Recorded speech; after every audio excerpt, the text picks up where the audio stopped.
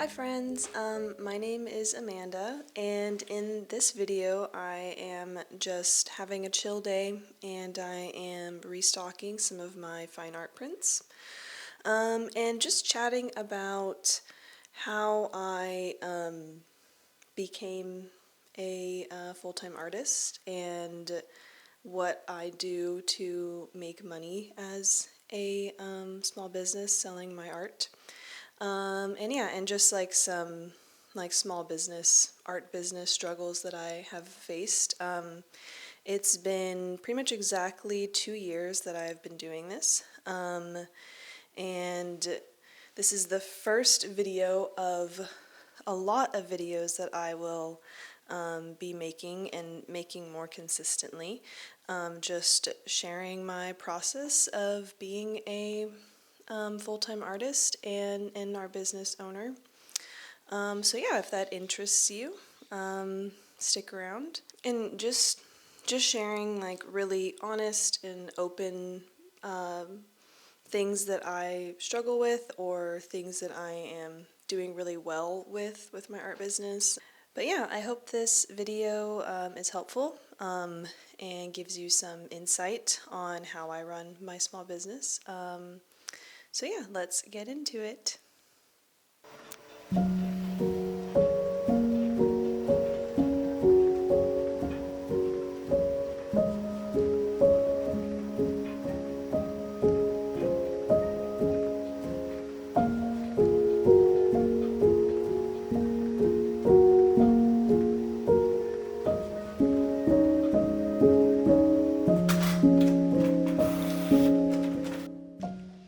When I was young, I loved making art. I started taking art classes when I was around 9 years old. I took those classes for almost 3 years. Then when I was in junior high, I got super into anime, specifically Yu-Gi-Oh! I would sit on my bed and watch Yu-Gi-Oh! On my computer. When I would see a frame that I really liked, I would pause the show and scroll back to that frame. Then I would take out my little Kodak digital camera and I'd take a picture of my screen.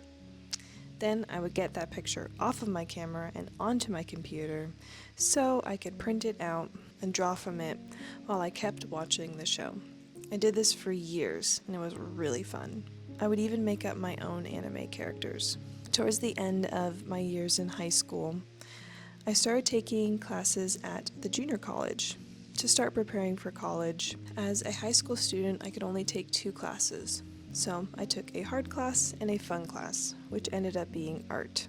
I took a design class, a drawing class, and a sculpture class. It was in these classes that I realized that my skill to make art was a lot more advanced than the drawings I had made as a kid and the anime characters I drew as a junior higher. My art was realistic, compelling to look at, and I really enjoyed doing it. When it came time to decide what I wanted to major in, I was leaning towards graphic design because that seemed more practical than art. But my parents encouraged me to do what I was passionate about, not what I thought was practical. So I decided to major in art at Westmont College in Santa Barbara. I also took some graphic design classes and interned as a graphic designer each summer, but at school I was mostly focusing on art. Funny enough, I didn't even take oil painting until my junior year.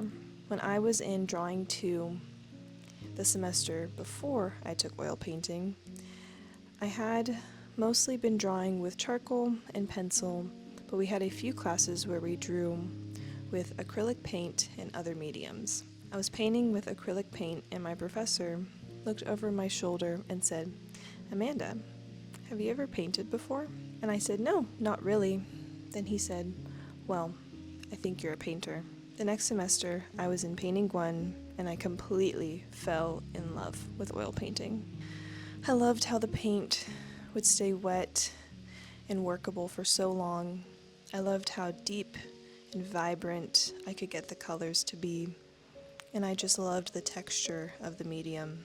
After that class, I was able to take 2 more painting classes, and I finally ended my time at Westmont with my senior project, which was a series of 6 still life paintings of antique glass arrangements with a colored light. I think that time of my life was possibly one of the most productive I have ever been. I would wake up, eat breakfast, and be in the painting studio by 8:30 or 9 every morning. Then I would paint until 11 or 12. I put so many hours into my senior project, and I made some really cool pieces. Right before the exhibition opened, the pandemic happened, and our opening was postponed. When I heard that this was happening, I cried so hard. I had literally spent 6+ months thinking about what I was going to do for my senior project, planning it out, painting it, drawing it, photographing, writing, the list goes on. Then to have not that many people see it was heartbreaking. After graduating in 2020, that summer, I didn't make much art at all. I maybe made 5 pieces. Then I moved back to Santa Barbara for an internship and then found a full-time job packing orders for a running apparel company and doing some graphic design as well. I worked at this company for almost 2 years and I very much loved this job. But there was a part of me that wondered what would have happened if during the pandemic I did what a lot of creative people did, which was start a business selling their art and other handmade things. So, with a bit of a leap of faith and with the support of my family, I quit my full-time job and started pursuing art full-time. I have been pursuing art full-time for almost 2 years and has had a lot of ups and downs.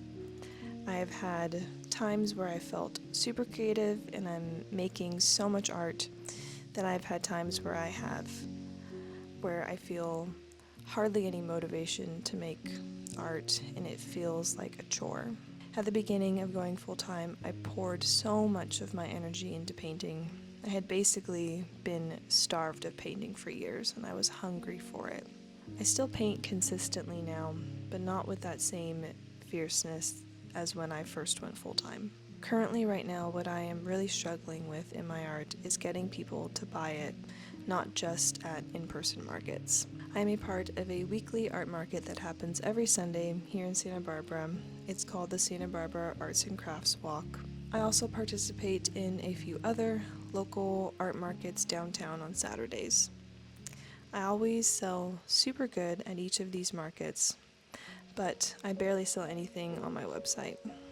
I give all of my customers at markets my business sticker, which has my social media handle and my website. Here and there, I have gotten website orders from people who have met me at markets or follow me on Instagram, but it is not as many as I would like. Don't get me wrong, I love going to in-person markets and seeing people interact with my art in real time, but it's really exhausting having my weekends always packed. Like in July, I only had one Saturday that was free, and the rest I had markets. I am by no means complaining. I am just saying it is really starting to take a toll on me. I feel like I have no time to rest. I sometimes take one day off each week, but even on that day I sometimes work a little bit. It's just a constant grind, and I'm realizing that it seems like that's how it's always going to be. When I watch other artists' videos here on YouTube, it seems like we are all in the same boat of constantly working hard on our art business and our art. Oftentimes when I am working, it doesn't always feel like I am working, so I'm completely fine with working extra and working in the evenings because I am enjoying what I am doing. But when work seems to never stop, that's when it can get tiring, no matter how much you enjoy what you are doing.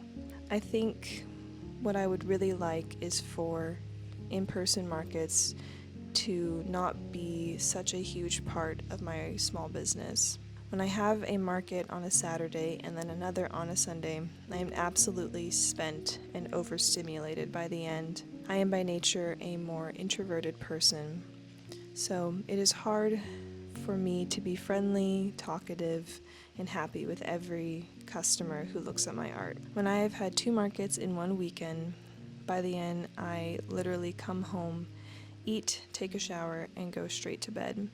And then the next day I don't talk to anyone as much as I can. I don't think it is sustainable for me to do so many in-person markets and work so much during the week. I would really like to be able to do less markets and take some days off here and there during the week to rest. One of my ways I am hoping to achieve this is by getting more orders on my website, so in-person markets are not as huge of a source of income for me. But how do I get more people on my website? Well, one way I'm hoping of doing this is through social media. I have a good amount of followers on Instagram and a few on TikTok, and a good amount here on YouTube. So I'm going to start sharing more of my art process, business thoughts, and just life here on YouTube and other social media platforms in the hopes that it will get more eyes on my art and website and maybe translate into sales.